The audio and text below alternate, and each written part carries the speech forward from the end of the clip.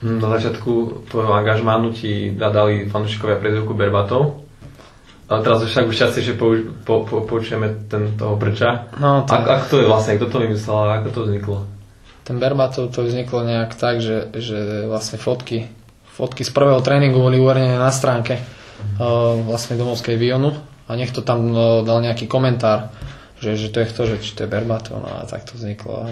To bolo len chvíľku a tá Brča to je taká, tu som mal všade skoro, v každom klube. A ako hodnotíš tieto podmienky na tréning, celkovú infraštruktúru? Napríklad v lete ste všetky zápasy pripravené odohrali tu. Je to príjemné, že nemusíte cestovať, alebo môže to byť aj také nudné, že ste stále v tom istom prostredí? Ja si myslím, že je to príjemné. Ja si to pochvaľujem. Sme stále tu na vlastne nič nám tu nechýba. Môžem to takto povedať. My tu máme všetko od regenerácie po trávnaté plochy. Ja si myslím, že v tomto smere my nemusíme, nie je ani dôvod možno niekam cestovať. Možno keby sme vycestovali, je to spestrenie, ale ja to nevnímam ako niečo zlé. Podľa mňa je to veľké plus, lebo takéto podmienky má málo kto na Slovensku, ako máme my tu v Zlatých Moravciach. O chvíľu to bude rok, čo tu budeš a ako by si to zhodnotil pár slovami, pár vetami? Celkovo ten celý rok. Ten celý rok? Tak boli možno ťažšie chvíle, hej. Možno sa mi nedarilo niekedy herne, potom boli také lepšie, také striedavé a ja dúfam, že to bude ešte lepšie, ako to je doteraz. V tom prvom rozhovore, čo sme s tebou robili, si povedala, že prvá vec, na ktorú sa musíš zamerať, je tá fyzická stránka. Potom si v prvom zápase nastúpil proti stoperovi, ako bol Peter Struhár. Aké to bolo? A už myslíš, že sa do toho dostal už?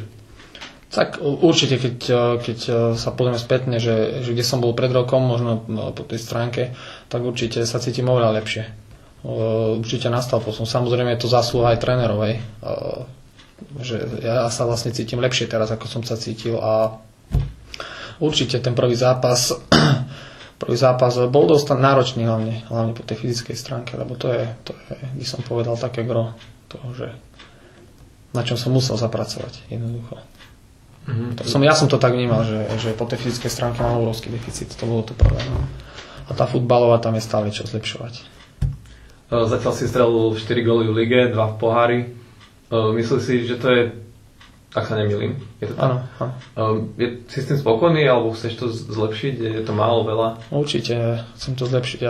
Vlastne prišiel som ako útočník a moja robota sú tie góly. Tak určite, ja som vďačný za každý gól a dúfam, že ešte nejakých pár strelín. To je taký cieľ tiež. Dávať tie góly vlastne, lebo to je tá moja náplň. Ktorá pozícia ti viac sedí? Hrotový útočník, alebo keď hráš viac tak zľava? Priznám sa, že aj zľava sa mi hrá dobre. Ale klasický útočník to je asi ten post, na ktorom sa cítim najlepšie, ale aj zľava sa mi hrá celkom dobre.